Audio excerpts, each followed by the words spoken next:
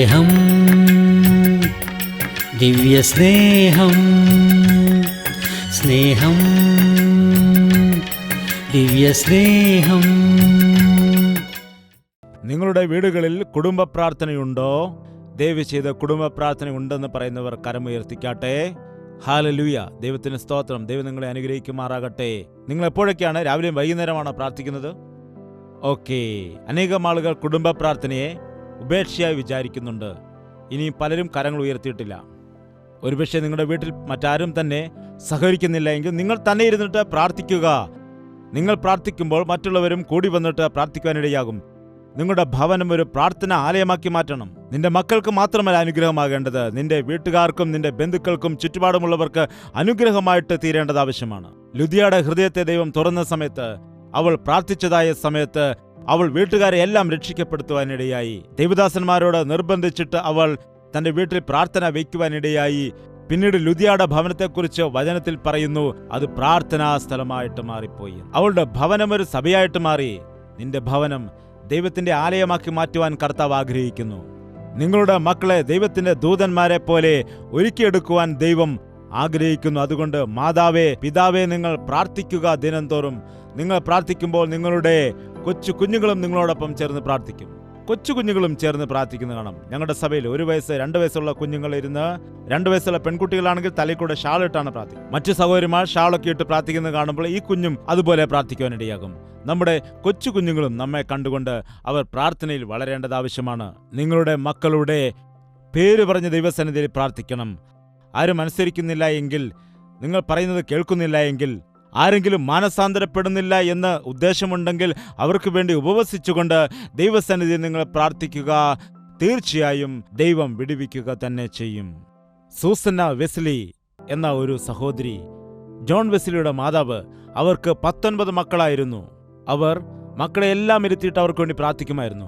കുഞ്ഞുങ്ങൾ കിടക്കുന്നതായ ഓരോരോ ബെഡിനരികിലേക്ക് അവർ ചെന്നിട്ട് ഓരോരോ മക്കളുടെയും തലയിൽ കൈവച്ചിട്ട് പ്രാർത്ഥിക്കുമായിരുന്നു. കർത്താവേ, ഈ മകന്റെ മേലുള്ള ദൈവത്തിന്റെ ഉദ്ദേശം എന്താണ്? നിവർത്തിക്കണമേ, ഈ കുഞ്ഞിനെ അനുഗ്രഹിക്കണമേ, ഈ കുഞ്ഞിനെ അനുഗ്രഹിക്കണമേ എന്ന് വ്യക്തിപരമായി പ്രാർത്ഥിക്കുമായിരുന്നു. അതുകൊണ്ടാണ് ആ മക്കൾ എല്ലാവരും തന്നെ വലിയ വലിയ ആളുകളായിട്ട് മാറാനിടയായി. പ്രധാനമായിട്ടും ജോൺ വെസ്ലി എന്ന വലിയൊരു ദൈവദാസൻ, വലിയ ഒരു ഉണർവിന്റെ നായകൻ, അതുപോലെ തന്നെ മറ്റൊരു മകൻ സംഗീതജ്ഞനായിട്ട് അനേകരെ ക്രിസ്തുവിലേക്ക് തിരിച്ചതായ ചാൾസ് വെസ്ലി ആകുവാനും ഇടയായി.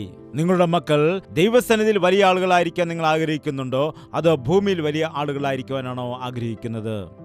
സെബദി പുത്രന്മാർ ദൈവസന്നിധിയിൽ അവരെ കൂട്ടിക്കൊണ്ടുവന്ന സമയത്ത് കർത്താവിന് മുൻപിൽ നിർത്തിയിട്ട് എന്താണ് അവർ പ്രാർത്ഥിക്കുവാനിടയായത്? കർത്താവ്, ഇവർക്ക് MBBS സീറ്റ് ലഭിക്കണം, കർത്താവ് ലണ്ടനിലേക്കുള്ള വിസ ലഭിക്കണം എന്നാണോ കർത്താവിനോട് പ്രാർത്ഥിക്കുവാൻ അപേക്ഷിച്ചത്? ഒരാൾ MP ആകാനും ഒരാൾ MLA ആകാനും വേണ്ടിയാണോ പ്രാർത്ഥിപ്പിച്ചത്? എന്താണ് അവർ ചോദിച്ചത്? അറിയാവുന്ന ആളുകൾ പറയുക, യാക്കോബിനെയും യോഹന്നാനെയും അവരുടെ അമ്മ കർത്താവിന്റെ സന്നിധിയിൽ കൊണ്ടുവന്ന് നിർത്തിയിട്ട് എന്താണ് അപേക്ഷിച്ചത്? എൻ്റെ ഈ 2 മക്കളും നിന്റെ രാജ്യത്തിൽ ഒരുവൻ നിന്റെ വലതുഭാഗത്തും ഒരുവൻ നിന്റെ ഇടതുഭാഗത്തും ഇരിക്കുവാനിടയാകണം എന്നാണ് ചോദിച്ചത്. എന്താണ്? നിങ്ങൾക്ക് മനസ്സിലായോ?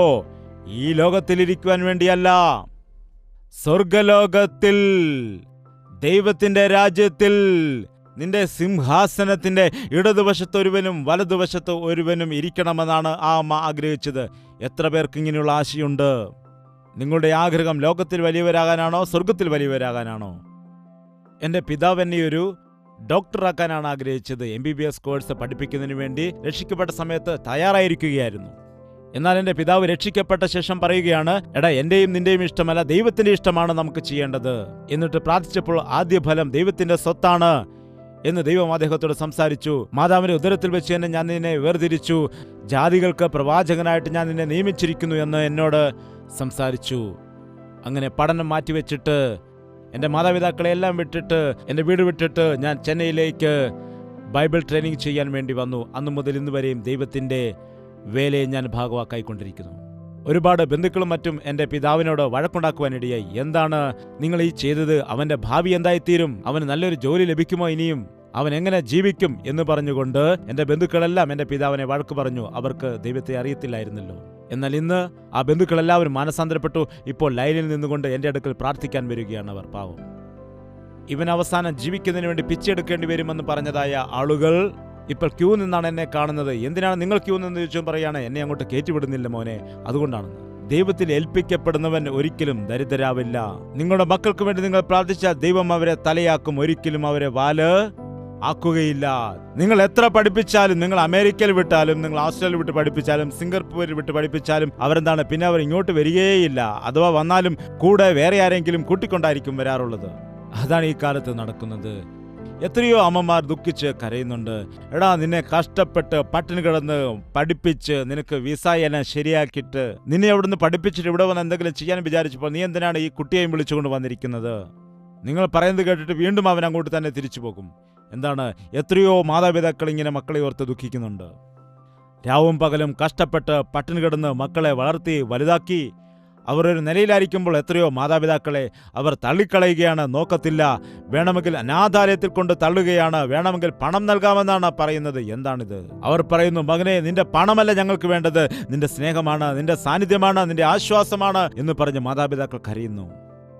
നിങ്ങൾ മക്കൾക്ക് വേണ്ടി ദൈവം മുമ്പാകെ കരഞ്ഞാൽ നിങ്ങളുടെ മക്കൾ ലോകത്തിൽ ധന്യരായി മാറാനിടയാകും. അതുപോലെ തന്നെ നിങ്ങളുടെ ജീവിതത്തിൽ വൻ കാര്യങ്ങൾ മക്കളുടെ ജീവിതത്തിൽ കൂടി ദൈവം നിറവേറ്റി നിങ്ങളെ ഭാഗ്യവാന്മാരാക്കി മാറ്റുകയും ചെയ്യും. പിശാച് കുടുംബങ്ങളെ താറുമാറാക്കി കളയേണ്ടതിനു വേണ്ടി അന്നു തന്നെ തന്ത്രമൊരുക്കുവാനിടയായി.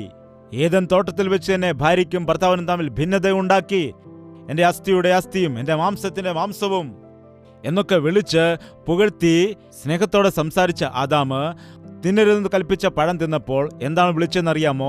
എന്താണ് വിളിച്ചത്? ദൈവം ചോദിച്ചു, എന്തിനു തിന്നു? അറിവില്ലാതെ തിന്നതാണ്. അസ്ഥിയിൽ നിന്നുള്ള അസ്ഥി, മാംസത്തിൽ നിന്നുള്ള മാംസവുമായി എൻ്റെ ഭാര്യ തന്നതുകൊണ്ടാണ് തിന്നത്. അവൾ നരകത്തിൽ പോയാൽ എനിക്ക് സ്വർഗത്തിൽ പോകാൻ കഴിയുമോ? ഞങ്ങൾ രണ്ടും ഏക ശരീരമാകുമെന്ന് നീയാണല്ലോ പറഞ്ഞത്. അതുകൊണ്ട് എൻ്റെ പ്രിയപ്പെട്ടവളായ ഭാര്യ തന്നതുകൊണ്ടാണ് ഞാൻ കഴിച്ചത് എന്നാണോ പറഞ്ഞത്? ഒരിക്കലുമല്ല. നീ എന്നോടൊപ്പം ഇരിക്കുവാൻ തന്നിരിക്കുന്ന ഈ സ്ത്രീ തന്നതുകൊണ്ടാണ് ഞാൻ തിന്നതെന്ന് പറഞ്ഞു. അല്ലാതെ ഞാൻ ഒരിക്കലും അങ്ങനെയുള്ളൊരു മനുഷ്യനല്ല എന്നാണ് പറഞ്ഞത്. എന്താണ് പറഞ്ഞത്? ഈ സ്ത്രീ തന്നതുകൊണ്ട് ഞാൻ തിന്നു എന്ന രീതിയിലാണ് സംസാരിക്കുന്നത്, അവന്റെ കുറ്റമല്ല എന്ന്. അപ്പോൾ തന്നെ ഭാര്യയെ തള്ളിക്കളയുവാനിടയായി. ഭാര്യയെ കുറ്റം പറയുകയാണ്. എന്തുകൊണ്ടാണ് ഈ കാലത്ത് അനേകം ഭർത്താക്കന്മാരും തങ്ങളുടെ ഭാര്യമാരെ താഴ്ത്തിക്കെട്ടി സംസാരിക്കുന്നത്, എപ്പോഴും കുറ്റപ്പെടുത്തി സംസാരിക്കുന്നത്? നമ്മുടെ ഭാരതത്തില് സ്ത്രീകളെ വിളിക്കുന്നത് പോലും അങ്ങനെയാണ്. ഡി, ആ, ഐ. അതെന്താണ്? ഭാര്യയെ ഓയ് ഹോയ് എന്നൊക്കെ എന്തിനാണ് വിളിക്കുന്നത്? അന്ധന്മാരെ പോലെ. എന്നാൽ നമ്മുടെ അമേരിക്കയിലാണെങ്കിൽ എങ്ങനെയാണ് വിളിക്കുന്നത്? Honey, sweety.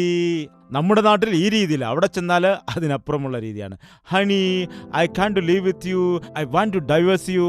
My dear, I can't bear you, no, I want divorce you. Yes dear എന്ന് പറയും. പിന്നെ ഇതിനാണ് യെസ് ഡിയർ എന്ന് വിളിക്കുന്നത്? അവിടെ വെറും വാക്കുകളിൽ മാത്രമാണ് സ്നേഹം കാണിക്കുന്നത്.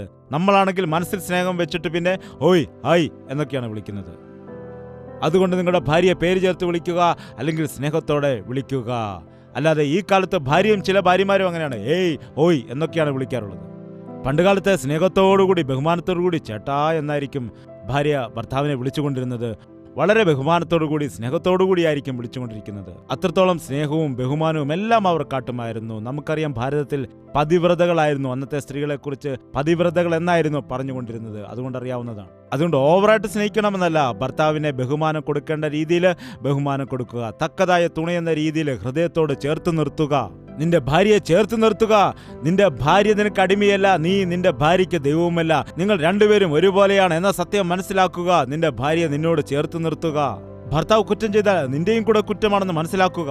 നമുക്കറിയാം, അബീഗയിൽ ദാവീദിന്റെ അടുത്ത് ചെന്നിട്ട് തന്റെ ഭർത്താവായ നാബാലിന് വേണ്ടി ദാവീദിനോട് യാചിക്കുകയാണ്. ഭർത്താവിന്റെ കുറ്റം എന്റെ മേൽ വെക്കുക, അവൻ ദുസ്വഭാവമുള്ളവനാണ്, അവൻ കുറ്റം ചെയ്തത് എന്റെ മേൽ വെക്കുക എന്ന് പറഞ്ഞ് യാചിച്ചു. കണ്ടില്ലേ? അതാണ് പ്രാർത്ഥന. അല്ലാതെ ദൈവസന്നിധിയിൽ ചെന്നിട്ട് എൻ്റെ ഭർത്താവിനെ ദൈവമേ ഒരു പാഠം പഠിപ്പിക്കണമേ, അവൻ്റെ കാൽ ഒടിപ്പിക്കണമേ എന്ന് പ്രാർത്ഥിക്കുന്നതല്ല യഥാർത്ഥമായ പ്രാർത്ഥന. എൻ്റെ ഭർത്താവിനെ മാറ്റണമേ, എൻ്റെ ഭർത്താവിനോട് ക്ഷമിക്കണമേ, അദ്ദേഹം മദ്യത്തിൻ്റെ ലഹരിയിലാണ്, ബോധമില്ലാതിരിക്കുകയാണ്, എൻ്റെ ഭർത്താവിനോട് മനസ്സറിയണമേ, കരുണ കാട്ടണമേ, അദ്ദേഹത്തെ മാനസാന്തരപ്പെടുത്തണമേ എന്ന് പറഞ്ഞ് കണ്ണുനീരോടെ ദൈവസന്നിധിയിൽ പ്രാർത്ഥിക്കുന്നതാണ് യഥാർത്ഥ പ്രാർത്ഥന. എൻ്റെ പിതാവിൻ്റെ മാനസാന്തരത്തിന് വേണ്ടി എൻ്റെ മാതാവ് 12 വർഷം പ്രാർത്ഥിക്കുവാനിടയായി. 12 വർഷം. എത്ര നിന്ദിച്ചിട്ടും എത്ര ഉപദ്രവിച്ചിട്ടും അമ്മ പിണങ്ങിപ്പോകുവാനൊന്നും ഇടയായില്ല. കണ്ണുനീരോടെ ദൈവസന്നിധിയിൽ പ്രാർത്ഥിക്കുവാനിടയായി. നിന്റെ പിതാവ് മാനസാന്തരപ്പെടുമെന്ന് പറയുമ്പോൾ ഞാനത് കേട്ട് ചിരിക്കുമായിരുന്നു. എന്താണോ അമ്മ ഇങ്ങനെ? എന്നാൽ എൻ്റെ പിതാവ് മാനസാന്തരപ്പെടുവാൻ ഇടയായി, മാറുവാനിടയായി. മാനസാന്തരപ്പെട്ടിട്ട് എൻ്റെ അമ്മയുടെ കരം പിടിച്ചിട്ട് അമ്മയോട് ക്ഷമ ചോദിക്കുന്നത് ഞാൻ കാണുവാനിടയായി. എനിക്കത് കണ്ടപ്പോൾ അത്ഭുതം തോന്നാനിടയായി. അതിശയം തോന്നി. അത്രമാത്രം കോപിഷ്ഠനായ ഒരു മനുഷ്യനായിരുന്നു എൻ്റെ പിതാവ്. ആരെയും വകവയ്ക്കുകയില്ലായിരുന്നു. ഇപ്പോൾ ഒരു കൊച്ചുകുട്ടിയെ പോലെയായി മാനസാന്തരപ്പെട്ട് ദൈവത്തിൻ്റെ സ്നേഹത്താൽ നിറയപ്പെട്ട് അതിനുശേഷം അവർ വളരെ ഇണക്കുരുവികളെ പോലെ ജീവിതകാലം കഴിക്കുവാനിടയായി. നിന്റെ ഭർത്താവ് ദുഷ്ടനാണെന്ന് പറഞ്ഞുകൊണ്ട് അദ്ദേഹത്തെ ഉപേക്ഷിച്ചു കളഞ്ഞാൽ അയാളും നശിച്ചു പോകും, നിന്റെ ജീവിതവും നശിക്കും, നിന്റെ മക്കളുടെ ജീവിതവും നശിക്കും. നിന്റെ ഭർത്താവിന് വേണ്ടി നീ കണ്ണുനീരൊഴുക്കിയാൽ ഒരു പുതിയ വ്യക്തിയായിട്ട് പുതിയ മനസ്സ് കൊടുത്ത് പുതിയൊരു വ്യക്തിയാക്കി മാറ്റിയെടുക്കുവാൻ യേശുവിന് കഴിയും. നമ്മുടെ കർത്താവ് വെറുതെ പറയുന്ന ദൈവമല്ല, അവന് പ്രവർത്തിച്ച് കാണിക്കുവാൻ കഴിയും. ഏതെങ്കിലും ജീവിതത്തിൽ അത്ഭുതം നടന്നുവെന്ന് പറയുന്നതായ ആളുകൾ ചെറിയൊരു തലവേദന മാറുമ്പോൾ അല്ലെങ്കിൽ ഒരു വയറുവേദന മാറുമ്പോൾ എന്തെങ്കിലും പനി മാറുന്നതായ സമയത്ത് വലിയൊരു അത്ഭുതം സംഭവിച്ചു എന്നൊക്കെ സാക്ഷ്യം പറയാറുണ്ട്. എന്നാൽ നാം ശ്രദ്ധിക്കുകയാണെങ്കിൽ ഒരു പാപിയുടെ മാനസാന്തരത്തെയാണ് ഏറ്റവും വലിയ അത്ഭുതമായിട്ട് ദൈവം കണക്കാക്കുന്നത്. ഒരു ദുഷ്ടൻ നല്ല വ്യക്തിയായിട്ട് മാറുന്നതല്ലേ വലിയ അത്ഭുതം. ഒരു ദുർമാർഗി നല്ല രീതിയിൽ ജീവിക്കുന്നതല്ലേ വലിയ അത്ഭുതം. അത് ചെയ്യുവാൻ കഴിയുന്നവൻ യേശുക്രിസ്തു മാത്രമാണ്. അതുകൊണ്ട് അവനെ ഏൽപ്പിച്ചു കൊടുക്കും. അതുകൊണ്ട് കുടുംബത്തിന് വേണ്ടി നാം പ്രാർത്ഥിക്കണം. ബുദ്ധിയുള്ള സ്ത്രീ തൻ്റെ വീട് പണിയാനിടയാകും. ബോഷിയായവളോ തൻ്റെ സ്വന്തം കൈകൊണ്ട് തന്നെ തൻ്റെ വീട് നശിപ്പിച്ചു കളയുവാൻ ഇടയാകുന്നു. പുരുഷൻ എത്ര നല്ല വ്യക്തിയാണെങ്കിലും സ്ത്രീ ബോഷിയാണെങ്കിൽ ആ കുടുംബം അനുഗ്രഹിക്കപ്പെടില്ല. എത്ര സമ്പാദിച്ചാലും ഒന്നും ബാക്കിയുണ്ടാവുകയില്ല. കുടുംബത്തിൽ സമാധാനവും സ്വസ്ഥതയും കാണുകയില്ല. കുഞ്ഞുങ്ങൾ അനുസരിക്കില്ല, മാതാപിതാക്കളെ ബഹുമാനിക്കില്ല, ജീവിതം നശിച്ചു പോകും. എന്നാൽ ഞാൻ ശ്രദ്ധിച്ചത് എന്താണെന്ന് വെച്ചാൽ, ഒരുപക്ഷെ പുരുഷൻ നല്ല വഴി ജീവിക്കുന്നില്ല എങ്കിലും, പുരുഷൻ ഒരുപക്ഷെ നിഷ്പ്രയോജകൻ ആണെങ്കിലും, ഭാര്യ നല്ലവളാണ് എങ്കിൽ, സ്ത്രീ ആ ഭവനത്തിൽ വിശുദ്ധിയോടെ ജീവിക്കുന്ന സ്ത്രീയാണെങ്കിൽ ആ കുടുംബം അനുഗ്രഹിക്കപ്പെടും. ആ ഭർത്താവ് മാനസാന്തരപ്പെടും. ആ കുടുംബത്തിൽ അനുഗ്രഹമുണ്ടാകും. അവിടെയുള്ള കുഞ്ഞുങ്ങൾ അനുഗ്രഹിക്കപ്പെട്ടവരായി മറ്റുള്ളവർക്ക് പ്രയോജനമുള്ളവരായിട്ട് ജീവിക്കുന്നത് കാണാം. തിമോത്തി എന്ന ഭക്തനെക്കുറിച്ച് നമുക്ക് ബൈബിളിൽ കാണാം. ചെറിയ പ്രായത്തിൽ തന്നെ വലിയ ഭക്തനായിട്ട് മാറി, ബിഷപ്പായിട്ട് മാറി. കാരണം അറിയാമോ, അദ്ദേഹത്തിന്റെ പിതാവ് ഗ്രീക്കുകാരൻ ആയിരുന്നു, വിഗ്രഹാരാധി ആയിരുന്നു. എന്നാൽ അദ്ദേഹത്തിന്റെ മാതാവ് വിശ്വാസിനി ആയിരുന്നു. ആ മാതാവിന്റെ മാതാവും വിശ്വാസിനിയായിരുന്നു. നല്ല ആത്മീയ ജീവിതമുള്ള പ്രാർത്ഥനാ സ്ത്രീയായിരുന്നു. അങ്ങനെ തിമോത്തിയോസ് ചെറിയ പ്രായത്തിൽ തന്നെ വലിയ ഒരു ദൈവദാസനായിട്ട് മാറുവാനിടയായി. അതുകൊണ്ട് പ്രിയപ്പെട്ട സഹോദരിമാരെ, നിങ്ങളുടെ മേൽ എത്ര വലിയ ഉത്തരവാദിത്വം ഉണ്ടെന്ന് നിങ്ങൾക്ക് അറിയാമോ? നിങ്ങൾ പ്രാർത്ഥിച്ചാൽ നിങ്ങളുടെ മക്കൾ അനുഗ്രഹിക്കപ്പെടും. നിങ്ങളുടെ മക്കളുടെ മക്കളും അനുഗ്രഹിക്കപ്പെടും. നിങ്ങളുടെ കുടുംബം പണിയപ്പെടാനിടയാകും. കുടുംബ വ്യവസ്ഥയെ തകർക്കുവാൻ പിശാച് തക്കം പാത്തിരിക്കുകയാണ്. ഭാര്യ ഭർത്താക്കന്മാരെ തമ്മിൽ ഭിന്നിപ്പിച്ചിട്ട് വിവാഹമോചനം കൊണ്ടുവന്നിരിക്കുന്നു. വിവാഹമോചനം ഇന്ന് വന്ന കാര്യമല്ല, മോശയുടെ കാലത്ത് തന്നെയുള്ള കാര്യമാണ്. അതുകൊണ്ടാണ് ഉപേക്ഷണ പത്രം കൊടുത്ത് ഉപേക്ഷിക്കുവാൻ അനുവാദം കൊടുത്തത്. അതാണ് പരീശന്മാർ ചോദ്യം ചെയ്തത്. ഉപേക്ഷണ പത്രം കൊടുത്ത് എൻ്റെ ഭാര്യയെ ഉപേക്ഷിക്കുവാൻ കഴിയുമോ? എൻ്റെ ഭാര്യയെ വിവാഹമോചനം കൊടുക്കാൻ കഴിയുമോ? അപ്പോൾ കർത്താവ് പറഞ്ഞു, വ്യഭിചാര വിഷയം കാരണമല്ലാതെ തൻ്റെ ഭാര്യയെ ഉപേക്ഷിച്ച് മറ്റൊരാളെ വിവാഹം കഴിക്കുന്നവൻ വ്യഭിചാരം ചെയ്യുകയാണ്. ഉപേക്ഷിക്കപ്പെട്ടവളെ വിവാഹം ചെയ്യുന്നവനും വ്യഭിചാരം ചെയ്യുകയാണ്. അപ്പോൾ ചോദിച്ചു, അത് മോശ തന്നതല്ലേ? അപ്പോൾ പറഞ്ഞു, നിങ്ങളുടെ ഹൃദയ കാഠിന്യം നിമിത്തമാണത് വന്നത്, അല്ലാതെ ദൈവത്തിന്റെ ഹിതപ്രകാരമുള്ളതല്ല. ദയവ് ചെയ്ത് വിവാഹമോചനത്തിന് വേണ്ടി നിങ്ങൾ നിൽക്കരുത്.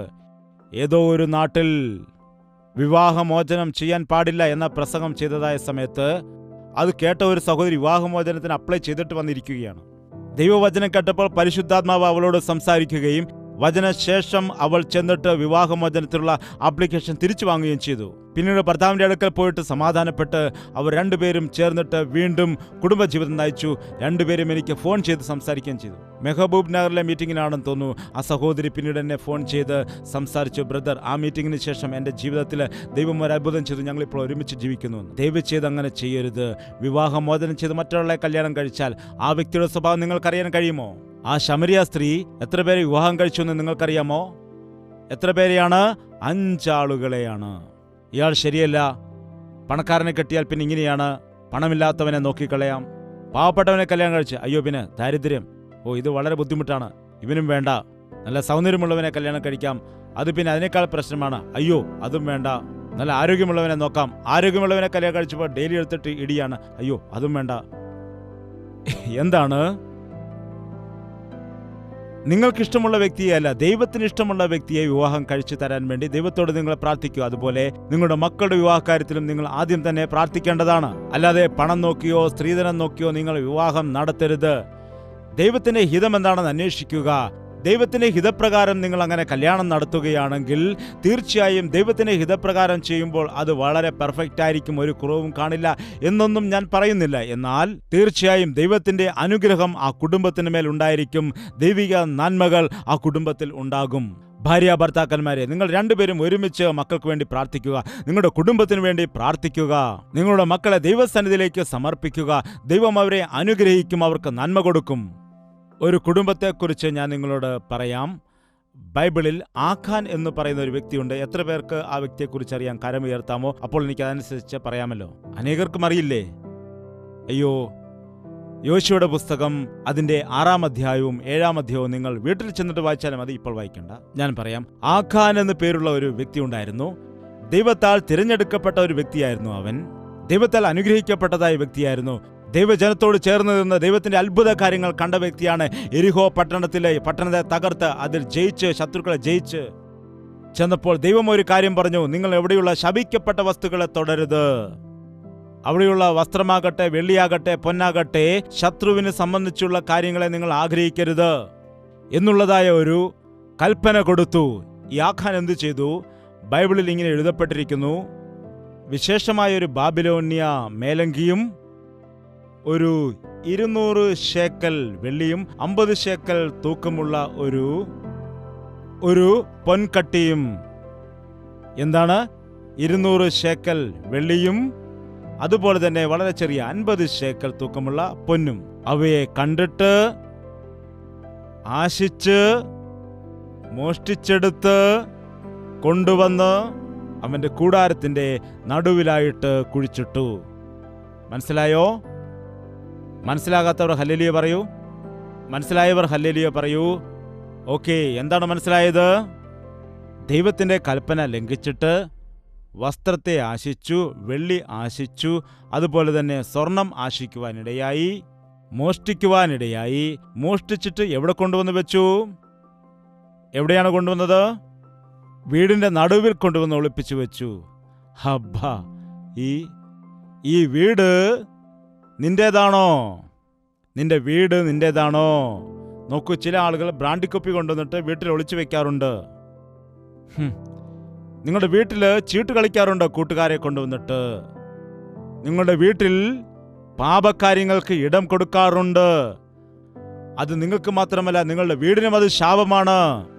പ്ലീസ്, ദയവ് ചെയ്ത്, നിങ്ങളുടെ മക്കൾ കുഞ്ഞുങ്ങളാണ്, അവർക്ക് തിരിച്ചറിവില്ല, അവർക്ക് അറിവില്ല എന്നൊക്കെ പറഞ്ഞിട്ട് പാപം ചെയ്യുകയാണെങ്കിൽ, നിങ്ങളുടെ വീട്ടിൽ മോഷണവും വഞ്ചനയും നടത്തിയാൽ അയ്യോ, നിങ്ങൾക്ക് കഷ്ടം.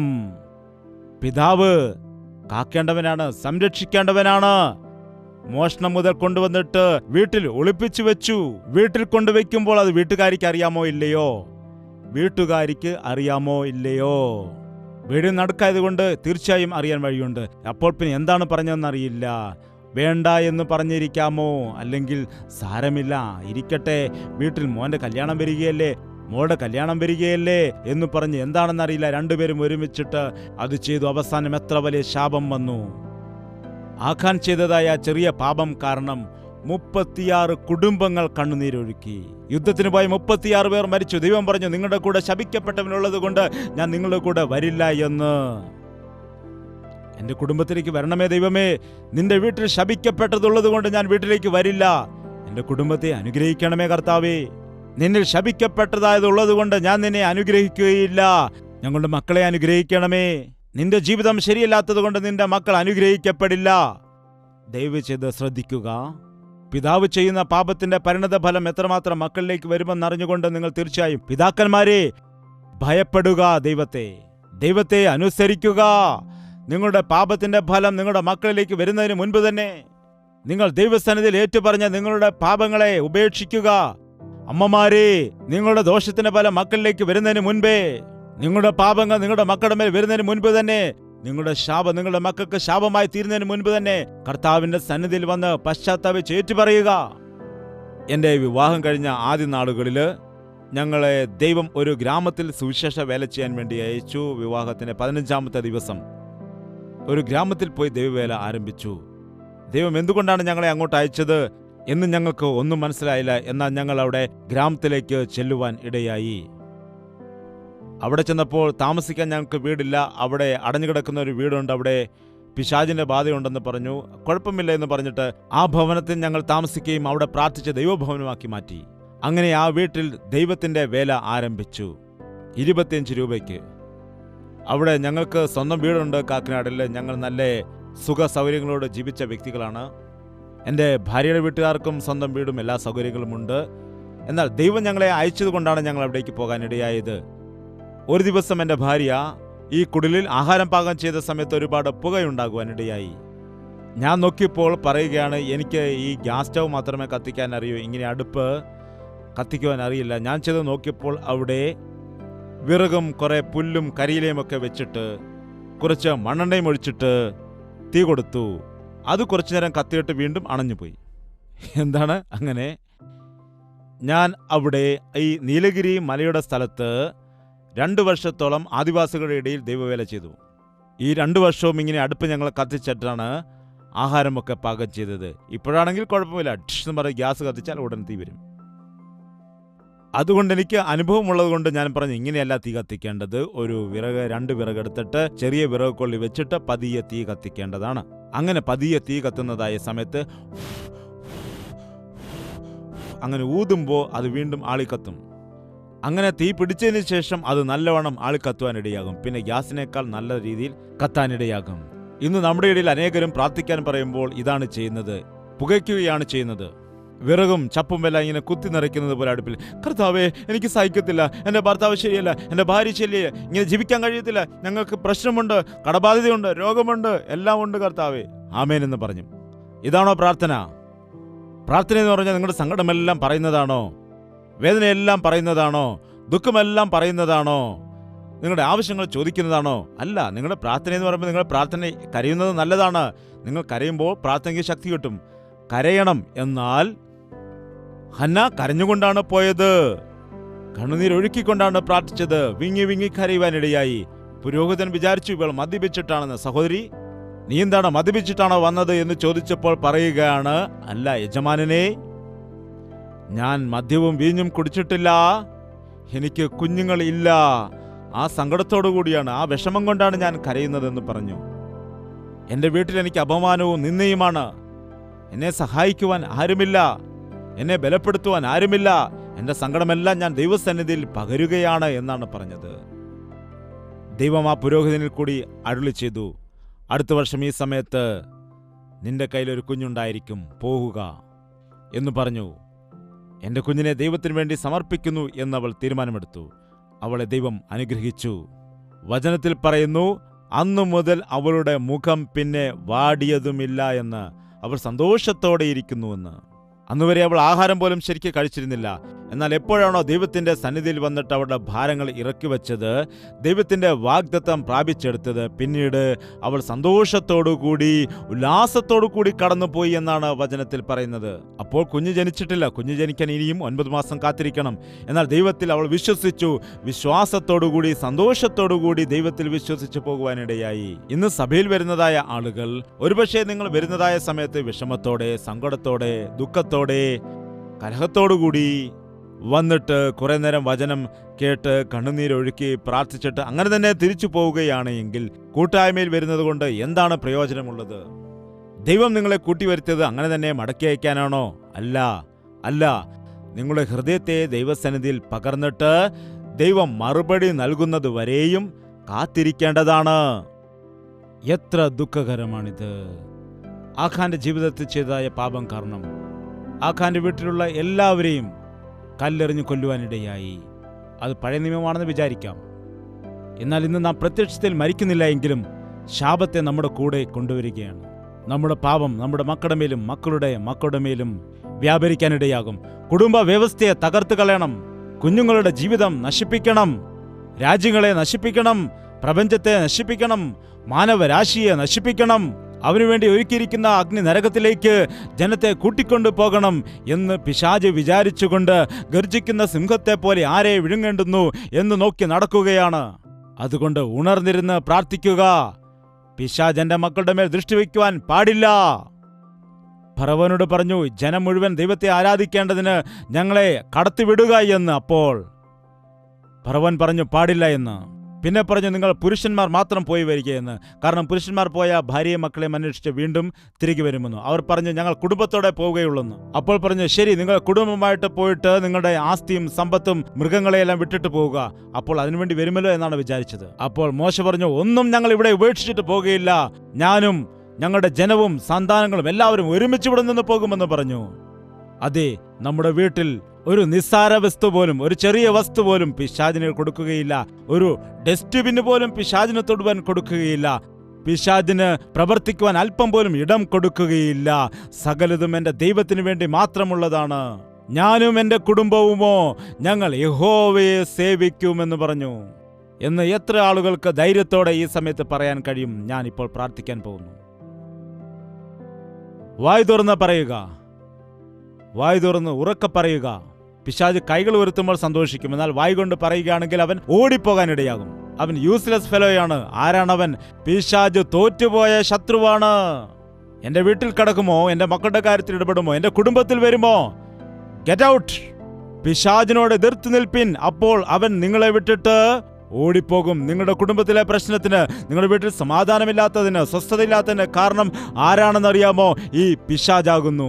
അവൻ വഞ്ചകനാണ്, അവൻ കള്ളനാണ്, അവൻ ചതിയനാണ്, അവൻ തന്ത്രങ്ങൾ മെനയുന്നവനാണ്, നിങ്ങളെ തകർക്കുവാൻ നോക്കിയിരിക്കുന്നവനാണ്. അവനെ നിങ്ങളുടെ വീട്ടിൽ നിന്ന് പുറത്താക്കുമ്പോൾ നിങ്ങളുടെ കുടുംബത്തിൽ ദൈവത്തിന്റെ സമാധാനമുണ്ടാകുവാനിടയാകും. തൽക്കാലം വണക്കം, നമുക്ക് പ്രാർത്ഥിക്കാം. പ്രാർത്ഥന. പരിശുദ്ധനായ സ്നേഹമുള്ള പിതാവേ, ഒരിക്കൽ കൂടി ഞങ്ങളെ നീ ദർശിക്കണമേ. ഏത് പിതാവാണ് വേദനിക്കുന്നത്? ആരുടെ ഹൃദയത്തിലാണ് ദുഃഖമുള്ളത്, ഭാരം ഉള്ളത്? ജീവിതത്തിൽ പലവിധമായ പ്രതിസന്ധിയിൽ കൂടി കടന്നു പോകുന്ന എല്ലാവരുടെയും ജീവിതത്തിൽ വലിയ വിടുതൽ നൽകണമേ അപ്പാ. മദ്യപിക്കുന്ന ശീലമുള്ള പിതാക്കന്മാർ ഇവിടെ ഉണ്ടെങ്കിൽ നസ്രയനായ യേശുക്രിസ്തുവിന്റെ നാമത്തിൽ അവർക്ക് വിടുതൽ നൽകുമാറാകണമേ അപ്പാ. സ്വയം നാശത്തിലേക്ക് പോയിക്കൊണ്ട് തങ്ങളുടെ കുടുംബത്തെ നശിപ്പിക്കുന്ന ആരെങ്കിലും ഇവിടെയുണ്ട് എങ്കിൽ ഈ സമയം പ്രാർത്ഥിക്കുമ്പോൾ തന്നെ അവരുടെ ജീവിതത്തിൽ വലിയ മാറ്റം നീ കൊണ്ടുവരണമേ. അവരുടെ ഹൃദയത്തിൽ വലിയ പശ്ചാത്താപം ഉണ്ടാക്കണമേ അപ്പാ. അവർ ഇഷ്ടപ്പെടുന്നതായ ആ പാപത്തെ വെറുക്കുവാനുള്ള പുതിയ മനസ്സവർക്ക് കൊടുക്കണമേ. ഏതു സഹോദരിയാണ്, ഏത് മാതാവാണ് തൻ്റെ വീട്ടിലെ അനുഗ്രഹത്തിന് തടസ്സമായിരിക്കുന്നത്, ആത്മീയമായിട്ട് മുന്നേറുവാൻ കഴിയാതെ ഇരിക്കുന്നത്? അവരോട് നീ ഇന്ന് കരുണ കാട്ടുമാറാകണമേ. അങ്ങനെയുള്ള ആളുകളെ നിന്റെ മക്കളായിട്ട് നീ മാറ്റിയെടുക്കണമേ. നിന്നോട് പ്രാർത്ഥിക്കുന്ന വ്യക്തികളാക്കി മാറ്റണമേ. പിശാച് കൊണ്ടുവരുന്ന സകല തടസ്സങ്ങളിൽ നിന്നും, സകല ബന്ധനങ്ങളിൽ നിന്നും നീ സ്നേഹിക്കുന്ന നിന്റെ മക്കളുടെ കുടുംബങ്ങളെയെല്ലാം വിടുവിക്കുമാറാകണമേ അപ്പാ. പിശാചിന്റെ തന്ത്രങ്ങളിൽ നിന്ന് വിടുവിച്ച് സമാധാനം കൊടുക്കുമാറാകണമേ. എല്ലാ കുടുംബത്തിലും ദൈവത്തിന്റെ സാന്നിധ്യം, സമാധാനം വരുവാൻ കൃപ കൊടുക്കണം. കർത്താവേ, നീ യഥാർത്ഥമായും ഞങ്ങളുടെ കുടുംബത്തിന്റെ അധിപതിയായിട്ട്, നായകനായിട്ട് വരുമാറാകണമേ. നിന്റെ സമാധാനവും നിന്റെ സന്തോഷവും ഞങ്ങളുടെ സകല ഗൃഹങ്ങളിലും ഉണ്ടായിരിക്കാൻ സഹായിക്കണമേ. എവിടെയാണോ ക്രിസ്തു ഉള്ളത് അവിടെ സമൃദ്ധിയുണ്ട്, അവിടെ അനുഗ്രഹമുണ്ട്.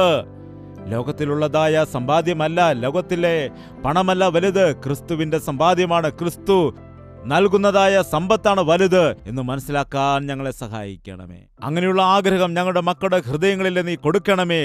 അങ്ങനെ അവർ ലോകത്തിന്റെ പിന്നാലെ പോകാതെ, ലോകത്തിന്റെ ഇഷ്ടത്തിന് പിന്നാലെ പോകാതെ, പിശാചിന് കീഴ്പ്പെട്ടു പോകാതെ യൗവന മോഹങ്ങളെ ഉപേക്ഷിച്ച് ഓടിപ്പോകുവാൻ വിശുദ്ധിയോടുകൂടി, സ്നേഹത്തോടുകൂടി, വിശ്വാസികളോടുകൂടി പ്രാർത്ഥനയുടെ കൂട്ടത്തിൽ ആയിരിക്കുവാൻ ഞങ്ങളുടെ മക്കളെല്ലാം നീ സഹായിക്കുമാറാകണമേ അപ്പാ. യേശു ക്രിസ്തുവിന്റെ നാമത്തിൽ അപേക്ഷിക്കുന്നു പിതാവേ. നമ്മുടെ പിതാവായ ദൈവത്തിന്റെ സ്നേഹവും പുത്രനായ യേശു ക്രിസ്തുവിന്റെ കൃപയും ആശ്വസിപ്പിച്ച് വഴി നടത്തുന്ന പരിശുദ്ധാത്മാവിന്റെ കൂട്ടായ്മയും സഹവാസവും നാം ഓരോരുത്തരോടും പ്രാർത്ഥിച്ച സകല വിഷയങ്ങളോടും ഇന്നു മുതൽ എന്നേക്കും ഉണ്ടായിരിക്കുമാറാകട്ടെ. ആമേൻ, ആമേൻ, ആമേൻ.